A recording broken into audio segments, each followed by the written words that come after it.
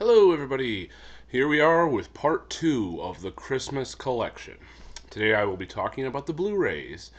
I have a very big Christmas collection because I love Christmas, so I want to. Um, I love Christmas movies. I love to watch Christmas movies. I love to watch Christmas TV episodes. I run a uh, thing called the Holiday Challenge on a website called DVD Talk. I don't know if I talked about that last time in my last video, but I do run that. Been running it for almost 10 years now. Um, we're we're just supposed to watch as many movies, TV specials, TV episodes as possible from the Monday before Thanksgiving until New Year's Day. I think I did talk about it, but I just wanted to bring it up one more time. So we are going to go into the Blu-rays now. So let's get started. First one I have up is Bad Santa. This is a really funny movie. Not your traditional Christmas movie. It is a very raunchy movie, but it's fun to watch. I like to watch it every Christmas. I don't think I've missed it once since I bought it. That was many years ago, but this is a really funny movie. It was John Ritter's last movie. He died 2 or 3 months before it came out. Um, it's a fun movie. It's Billy Bob Thornton and Tony Cox playing. They play Santa Claus and an elf who in a mall who end up robbing the mall every year and getting away with it because they don't work there anymore after Christmas. So it's a cool movie, funny movie. Next one up we have is the 1951 A Christmas Carol, which is most people's favorites, but I'm going to be honest, I have a hard time getting into this one. As I stated in my last video, Christmas Carol is one of my favorite stories of all time. This one is, for whatever reason, it's just hard for me to get into. I actually recently just got into a fight with somebody about this movie because I didn't like it, and he's like, it's the only good one. So, to each his own. I'm not a big fan of it, but I will try and give it another shot at some point. The Blu-ray actually looks pretty damn good for a movie that's 60-something years old now. Next one up is A Christmas Story. This is probably one of the most overrated movies I've ever seen in my entire life. It's not a bad movie by any means, but it is incredibly overrated. People make such a big deal out of this movie. They act like it's the best movie ever made, and it's an okay movie. It's decent. It's worth watching every Christmas. Why the hell not? But 24 hours on Christmas Eve TBS? Seriously? No. It's not that good of a movie. So I don't understand why people think that this is like a phenomenal Christmas movie. It's okay at best. Uh, I'm gonna be honest. I've never even watched this Blu-ray. I got it a long time ago, and as part of Warner Brothers. What was it called? They had the red to blue for HD DVDs, and I think they had it was just called DVD to blue. You would just send them one of the discs from the set, and you would get the Blu-ray for like $5. So I did that a long time ago, but I've yet to watch this. Hopefully, I will get around to it this year. I'm not really watching a whole lot of Christmas movies. In fact, so far it's December 6th now, and the only one I've watched is Home Alone. So I'm not getting around to the movies yet because it takes up more time. So I've been watching TV shows. Next up is Christmas with the Chipmunks, which I used to have on DVD, but I picked up on Blu-ray. Honestly, I think it's a waste on Blu-ray. Not that it doesn't look good or anything, but why? I don't even know why I bought it. But it's got 4 specials: A Chipmunk Christmas, It's a Wonderful Life, Dave, Alvin's Christmas Carol, and A Chipmunk Celebration. Honestly, I think the DVD didn't even have Alvin's Christmas Carol because I don't think I've ever even seen that. So yeah, this is this. Next one up is I just watched this the other night. This is Dr. Seuss's How the Grinch Stole Christmas, the cartoon. This looks really fantastic on Blu-ray. This is like essential viewing for Christmas. If you don't watch this, then it's not Christmas. I've been watching this every year since I was a kid. I mentioned in my last video that my mom had a VHS tape with all this Christmas stuff on a He-Man Christmas special, the Smurfs, and so on. And this was also on it, and I'm glad I actually own a copy of it instead of just watching it off a recorded VHS because this is a great special to watch. Um, it's got a crap ton of special features, making ofs, a TV special on the show, I mean the special. So this is a really good set. If you don't have this and you like Christmas, go get this right now. One thing I don't like is it's got like this glittery finish to it, so every time you scrape up against it, some of it comes off and then there's glitter everywhere. So one thing I don't like. Next thing up is the live action Grinch movie, which I've always liked. It was the number one movie of the year it came out.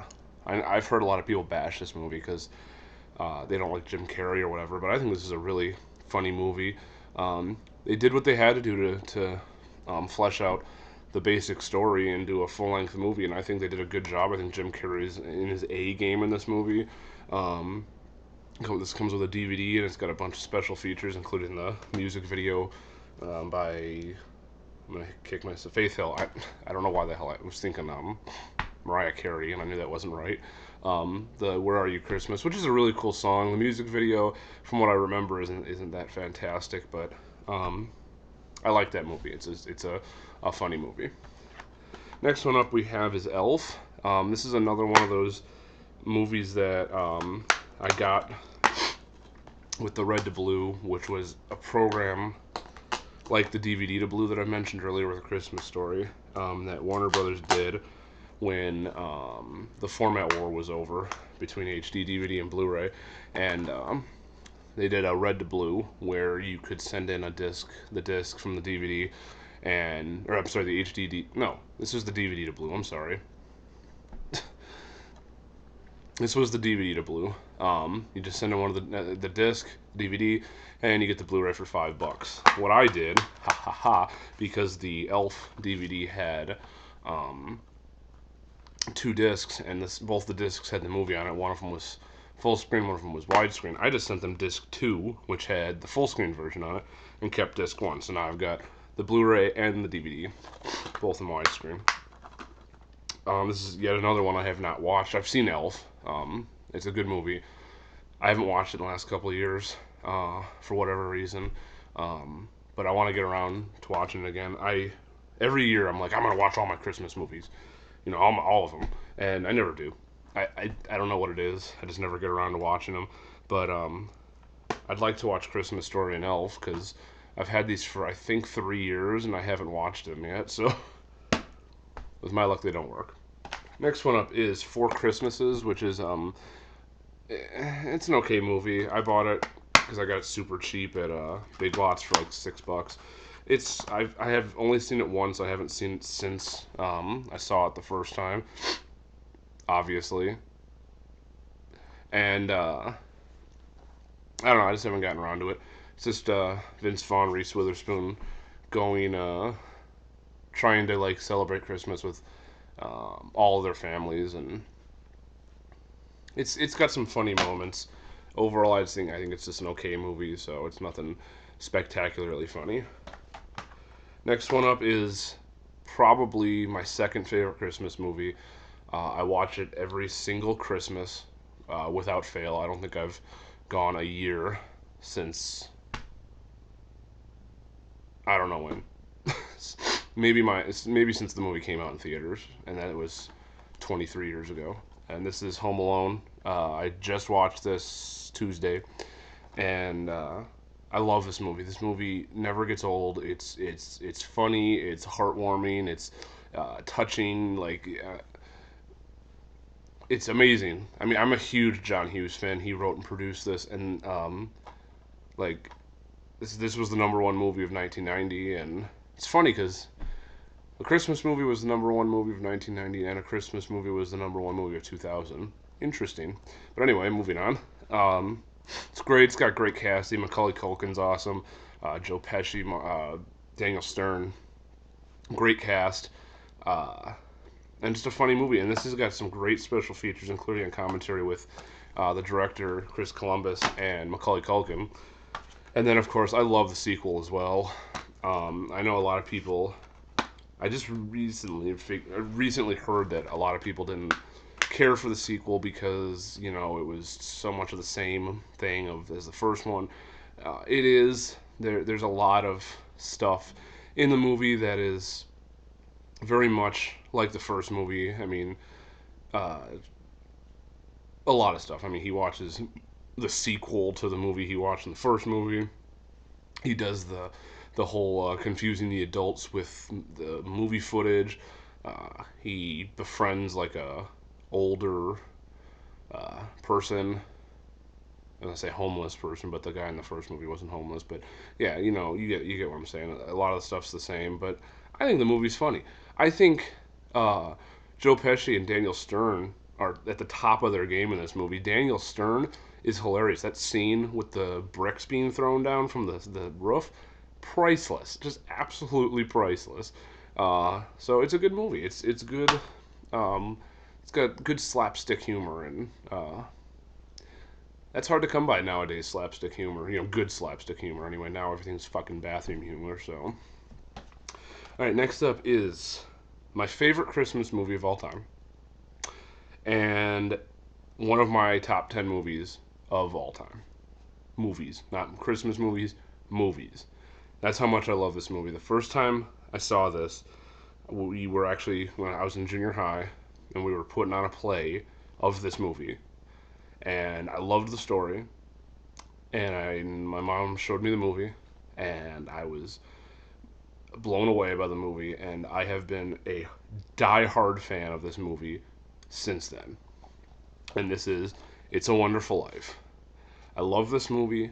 I love the story. I love the message it sends. I love the acting in this movie, and I would love to watch this movie any time of the year, and I don't because it's it's not technically a Christmas movie because uh, it's not really having any Christmas elements to it.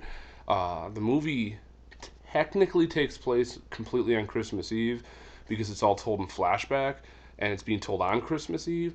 But overall, I mean, this movie takes place over years and years of Jimmy Stewart's character's life, and it's not technically a Christmas movie. And Christmas doesn't really serve any point in not I don't want to say point, but it doesn't serve any purpose in the movie. It doesn't. It could take place in the middle of the summer. Um, but I guess I mean the Christmas is the time of giving, so I guess at the end it makes more sense. Well, no, it really doesn't serve any purpose. So this is a fantastic movie. If you haven't seen this movie, stop watching this video and go watch this movie, and then come back and finish watching this video because this is a great movie. I love this movie. I can't wait to watch it. I try to watch it closer to Christmas, so I have not yet watched it this year, but believe me, I will. I have not missed a year watching this movie, maybe since we put the play on in whatever that was, 97. So, great movie. Next up, Jingle All the Way. Gotta love this movie. Uh, gotta love Schwarzenegger in any of the movies in the 90s. I mean, this is a goofy movie, but it's fun goofy. Him and Sinbad play off each other great. I think Schwarzenegger is really good at comedy, even though he's mainly an action star. I think he was really good at comedy, especially in the 90s. I don't know if he could pull it off now because he's sure as hell isn't pulling off action right now either. But this is a fun movie. Um, it's funny because obviously this movie was a takeoff on Cabbage Patch Dolls and the parents freaking out about the Cabbage Patch Dolls, but it's also kind of true about Power Rangers, which was what was really popular at the time. And I remember my mom in '94. I think it was the Christmas in '94. I got all these Power Ranger toys for Christmas, and she told me I think that was the year that I got the five figures. Um, and she told me that for one of them, I believe it was the Pink Ranger actually. She went to Toys R Us and people were just like clamoring into Toys R Us trying to get these toys, Power Ranger toys, and she had to like open boxes to find a Pink Ranger.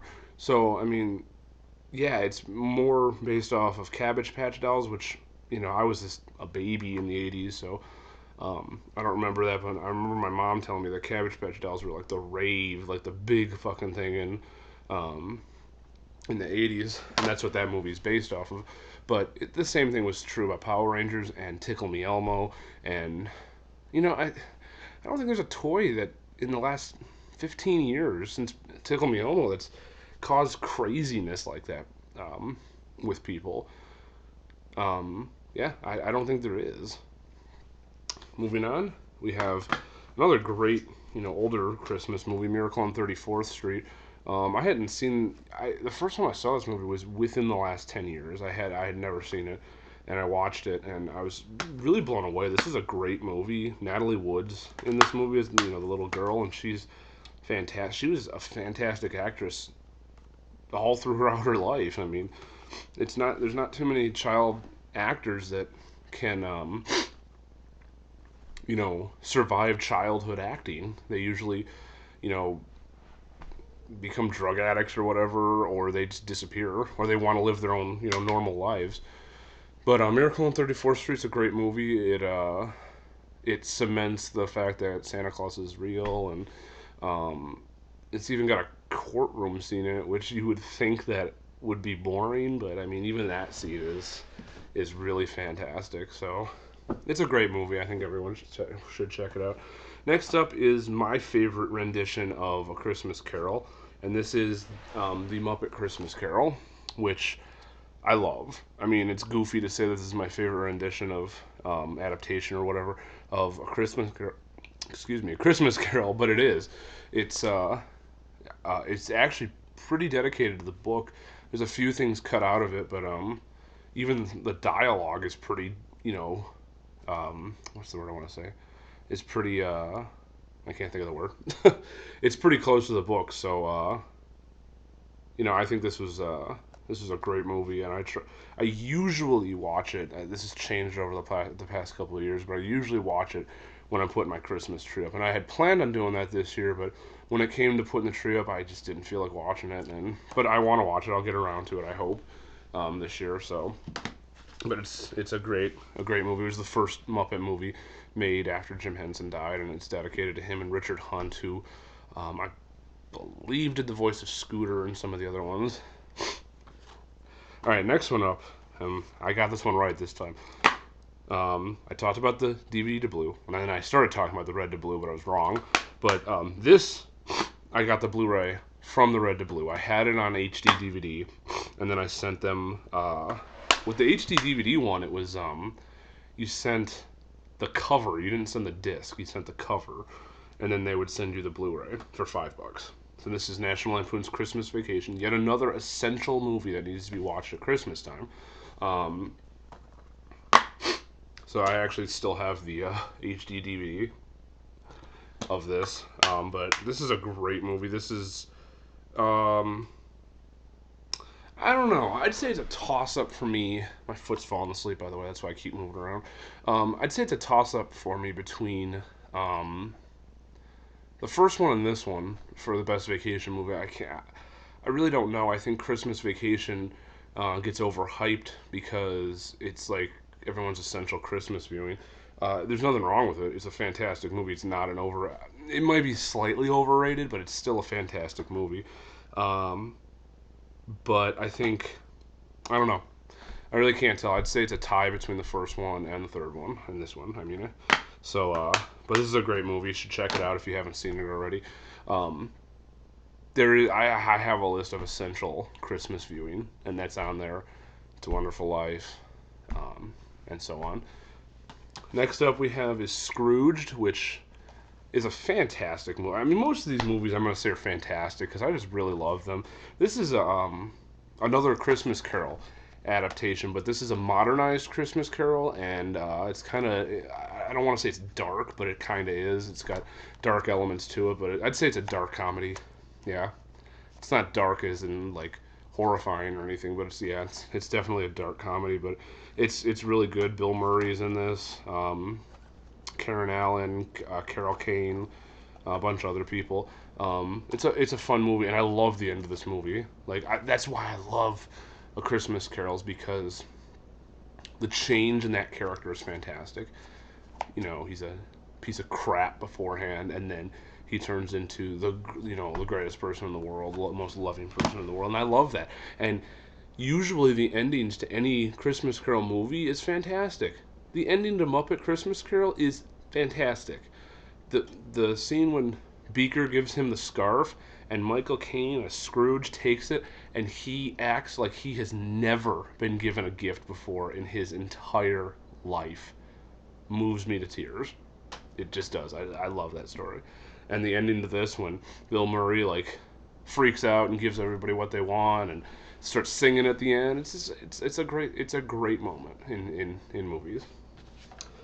All right, next up we have is The Year Without a Santa Claus. This is the Blu-ray and I mean the cartoon, and this is a fun little special. I guess I had read just recently, well, actually a couple of years ago, that this special had been lost or something, years ago, back in the '80s, and um, it only like recently came back, found in the '90s, and I remember watching. It's funny about these Rankin and Bass specials is a lot of these I would see really early in the morning because I used to be the one that was so excited about Christmas, and I would get up at like 5 in the morning and have to wait for everyone else to get up, and that used to be me. And I would sit here, I would actually in this room, and I would sit there and watch whatever I wanted to watch, and it would always be Christmas specials. This I remember watching this one year, and I remember watching like Rudolph, Frosty. I watched some episodes, TV show episodes. I specifically remember watching this episode of Bewitched, where I believe the episode is called Sisters at Heart, and it's about Tabitha, and she's friends with a black girl, and there's some like racial tension between this guy that Darren's working for, and the fact that there's a black girl staying with them, and then they wish that they could be sisters, and they end up having like different colored patches of on their skin. So they, like, the black girl had white patches, and Tabitha had black patches, and then at the end, Samantha makes this racist guy only be able to see them as black people, and I thought that was a really cool message. And I remember specifically watching that episode one year, and it stayed with me my entire life. And that's something else I try to watch every year because I think it's a cool little episode. But The Year Without a Santa Claus was a special that I just remember seeing really early in the morning one year when I was waiting for everyone to get up.